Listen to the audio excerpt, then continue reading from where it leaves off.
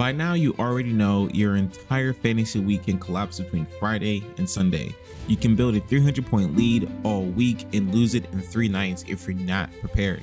So today, I'm giving you the weekend blueprint, the exact moves you need to make to protect your lead every single week, flip from losing a matchup to winning it, and take full advantage of the schedule.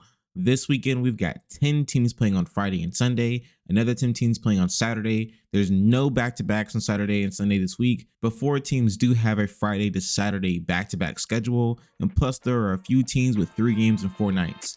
There's a lot to break down in this video, and every edge matters. And with that being said, welcome back to The Corner, your #1 destination for winning fantasy basketball content. If you're serious about taking over your league this year, then you're in the right place. Every single week, we cover waiver wire gems, trade targets, sleepers, schedule hacks, and real life strategy to win in fantasy basketball, not just a list of names. So if you want an edge over your entire league, hit the subscribe button, turn on the bell. It's time to lock in. Now let's get into the blueprint. Week 4 ends in a pretty unusual spot this week. We've got a ton of teams playing on the 2 most important days of every single fantasy week, and that is Friday and Sunday, which means your decisions over the next 48 hours are going to mean a lot more than what you've done over Monday through Thursday. If you want to take full advantage of this schedule, you need to be intentional about who you pick up, who you stream, and who you're willing to drop to take advantage of. Now, after breaking down the full slate, there are 3 teams that I think are positioned to have the most success over this weekend, and that are the Nets, the Pelicans, and the Magic. And we're starting with the Pelicans because the situation there is honestly extremely unique right now. It's no secret that the Pelicans are one of the worst teams in the NBA right now. They're dealing with injuries everywhere on the lineup. Zion is out, their bench is extremely thin, and they haven't had any real lineup stability since the season started. Normally, I will avoid teams like this when streaming because bad teams can be extremely unpredictable. They change rotations for no reason, they bench hot players randomly, and you're constantly chasing minutes. But for this weekend, the opportunity for the Pelicans role players is too good to ignore. With so many injuries on the roster, there's just a massive chunk of open usage. Guys like Jeremiah Fears, Derek Queen, Sadiq Bey, and even Herbert Jones are walking into a perfect situation. They're going to have 2 chances to break out before week 4 closes, and if you're in a tight matchup, that's exactly what you look for. Players with opportunity and guaranteed minutes. Now, the name I want you to pay close attention to is going to be Derek Queen. His minutes have been steadily climbing, and he's been making an impact on both ends of the court, and it genuinely feels like he's close to forcing his way into the starting lineup. If that does happen, even for 1 game, you're looking at one of the best low rostered upside players of the entire weekend. So here's the move. If you need a high variance play to steal a category or 2, or if in a very close points gap, the Pelicans role players are absolutely worth the look. They're risky, yes, but they're the right type of risk for this kind of weekend. Next up, we have the Brooklyn Nets, and now I want to be clear about this. This move, again, goes against everything I believe in when it comes to fantasy basketball. I almost never recommend streaming players from bad teams because, again, bad teams can be very chaotic, bad teams mess with their minutes, and bad teams can ruin fantasy weeks for you. But the schedule is just ridiculous, and I can't ignore it. The Nets have one of the friendliest weekend schedules in the entire league this week, and it would honestly be irresponsible and downright negligent for me not to mention or take advantage of the schedule. And there are 3 players that I'm looking at on the Nets roster, and that is Igor Dimin, Terrence Mann, and Noah Clowney.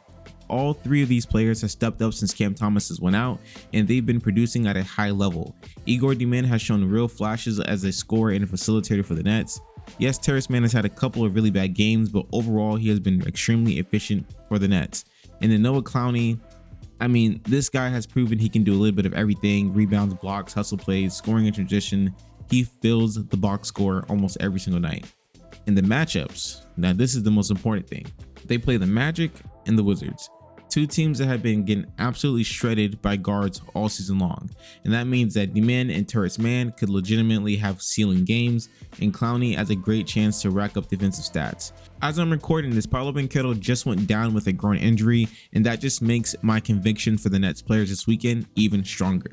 So if any of these 3 are free in your league, you need to go grab them now. These are the exact type of schedule-based plays that win you weekends. And finally, the team that I'm the highest on this entire week is going to be the Magic. And this shouldn't be a surprise if you've been watching the channel. The Magic have been one of the cleanest, most fantasy friendly schedules in week 4, and their rotation behind Banchero, Wagner, and Bane is really shallow. That means role players get huge opportunities whenever the matchups are favorable. And the top 3 players that I'm going to look for this week are going to be Wendell Carter Jr., who I've mentioned multiple times on the channel if you've been watching the videos, Goga, and Tristan da Silva. Wendell Carter Jr. has been trending up and is once again a priority ad for me if you don't already have him. Goga is always a great permanent producer when he gets time on the court, and Tristan da Silva is the perfect weekend guy. He has tremendous high energy, he shoots the ball good, and has consistent minutes whenever the rotation shortens. And like I mentioned in this video earlier, Paolo Banchero did strain his groin, and we don't know the timetable yet, but it could be a multi-game injury, and if that's the case, Tristan da Silva is going to end up getting more minutes on the court. He is a great pickup. These are low risk, high opportunity plays. The Magic schedule is extremely soft this weekend, and the upside is clear. Now that you know exactly who to target on the waiver wire to get the edge on your opponent this weekend, I want to shift gears and break down a few players that you should be looking to add right now, not just for Friday and Sunday. Some of these will go into week 5. These are the guys whose value is going to continue to climb and whose roles are expanding for their teams. Now, the first player on this list I've already mentioned in this video one time before, and that is going to be Derek Queen. He is such a high level difference maker that the more he plays, the more he's going to force his team to adjust around him. When you actually watch the games, not just the box scores, you can see it. When Queen gets minutes, he impacts the game everywhere. From the defensive activity, second chance plays, short roll creation, energy on both ends of the floor, he gives the Pelicans a direction that honestly I haven't seen all season with this team. And here's the part that matters the most for fantasy. When Zion does come back, this entire offense is going to open up even more. There's going to be better spacing, easier looks, more cutting lanes, and Queen is the exact type of player who benefits from that type of environment. His numbers should rise naturally just by being on the court next to a healthy Zion. Now let's talk about availability and schedule, because this is where the value spikes. Queen currently right now, as I'm recording this video, is only rostered in 8% of ESPN leagues right now. That may rise because right now as I'm talking, he's currently around like 40 fantasy points and they're only in the 3rd quarter. That means he's basically free everywhere, but you need to act fast. And the Pelicans have one of the golden schedules of the entire week, Friday and Sunday, and then they play another game on Monday to kick off week 5. This is a 3-game schedule in 4 days, and they also have a 4-game schedule in week 5 as well. So yes, the play comes with risk, but the upside is huge if you want to take advantage of it.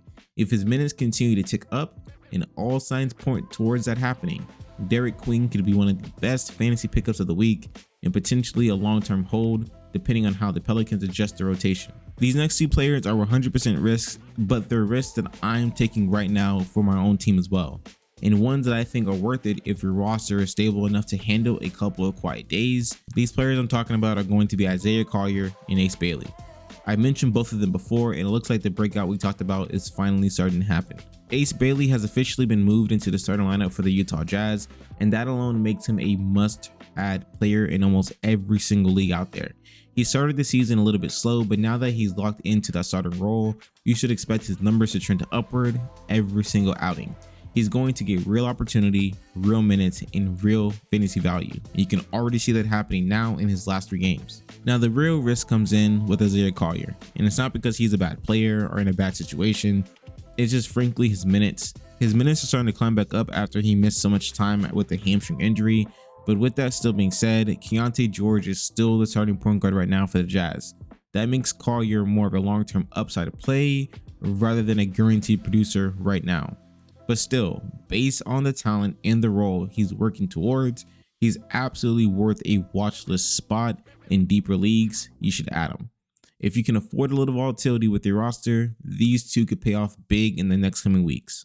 And the last player that I want to highlight is going to be Luke Kornet, the backup center for the Spurs. He's only played 3 games all season, but 2 of those have been absolute fantasy gold mines. And Kornet is coming off a pretty serious ankle injury, which is why he missed so many games. So San Antonio is going to be a little bit more cautious with his minutes early on, but even in his limited time on the court, he's been incredibly productive.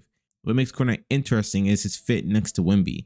He gives the Spurs a reliable big who can protect the paint, rebound, and do all the dirty work that allows Wemby to play freely and be the alien that he needs to be on the court. When Cornet is on the floor, his permanent numbers are insane. He's definitely expected to play right now because his minutes are limited, but if you need rebounds, blocks, or a high efficiency big who can give you production in limited minutes, Luke Cornet is a name worth keeping an eye on this entire weekend. All right, so that's going to be my full weekend blueprint to win your week 4 matchup, plus a few players that you should be looking at right now to add into your week 5 lineup as well. The key to staying ahead in fantasy basketball is simple. You always need to think one move ahead and stay in front of the trends. If you're serious about winning your league this season, watch the video on your screen right now where I break down the best waiver wire ads that you can turn your season around. Thanks for coming to the corner. Peace out.